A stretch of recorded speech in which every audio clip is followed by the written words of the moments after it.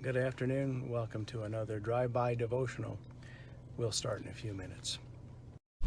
Well, it sometimes takes longer to get where you think you're going than you thought. I'm on my way to a location I want to talk to you about. Take a little longer to get there than I thought by foot, but it's a nice view, and I'll tell you more about it in a few minutes. Well, we are here. It took a little longer to get here than I thought. I was here several years ago, but it turns out I was younger then. You know, New England is full of places that are named after things that don't make sense to people who don't live here. To those of us who do live here, they don't make sense either, but we've gotten used to it.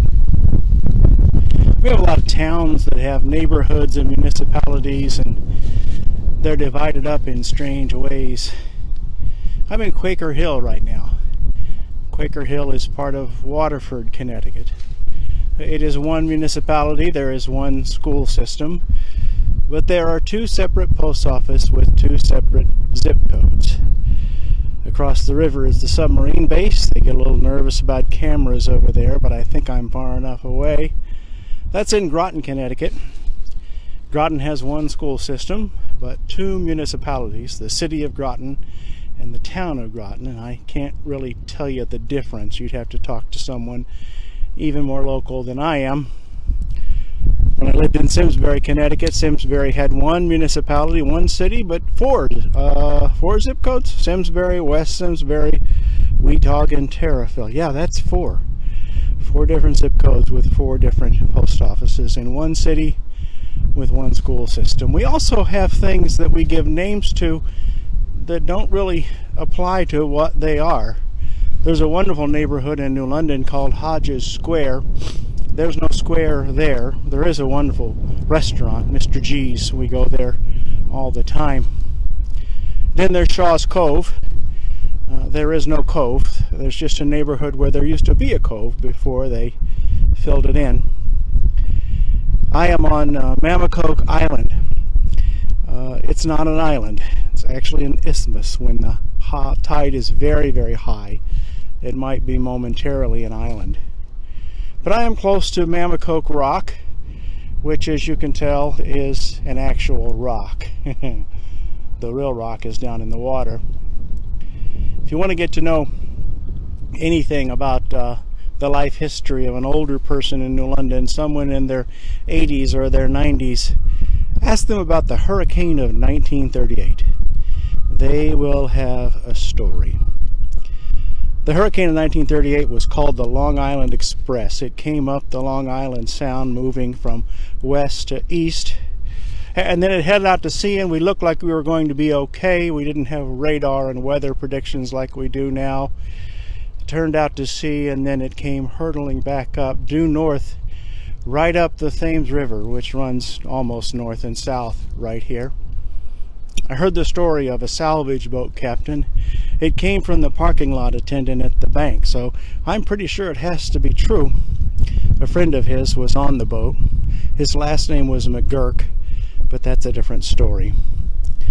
When the hurricane arrived here, it arrived with such force that it not only blew trains off the tracks, it blew tracks off the tracks. The rail bed down in Niantic shifted because of the storm surge and the wind. When it came to New London, it found the city was full of ammunition and gunpowder, and was heated with natural gas and lit with natural gas. And so we had the unfortunate combination of hurricane and flood and fire all at the same time. Great iron-hulled ships were washed up across the railroad tracks. And if you Google it, the hurricane of 1938, New London, Connecticut, you'll find all sorts of scenes of those days. A lot of the different ship owners and vessel owners decided to come down and try to tie up their vessels with extra lines at the pier before the storm arrived, and they tied up those extra lines only to find out that when they came back the ship was gone, and so was the pier. But there was a salvage boat captain. A salvage boat is kind of like a tugboat on steroids. It's big and overpowered. It's built for traction, not for speed.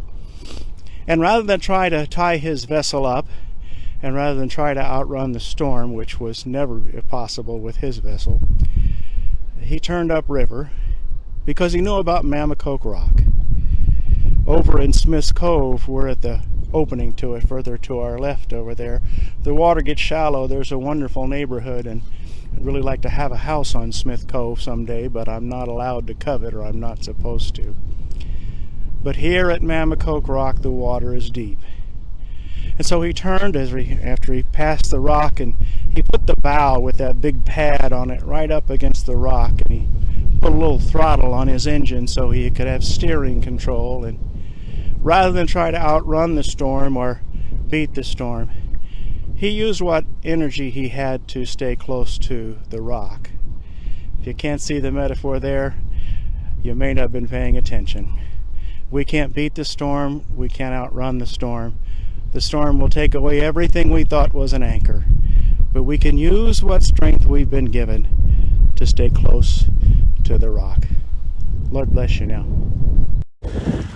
A small correction. This is a much better view of Mammacoke Rock. If you want to visit here and you cross that little strip of marshy land and you come to a fork in the road, turn left. And don't take shortcuts. But that's a whole nother sermon.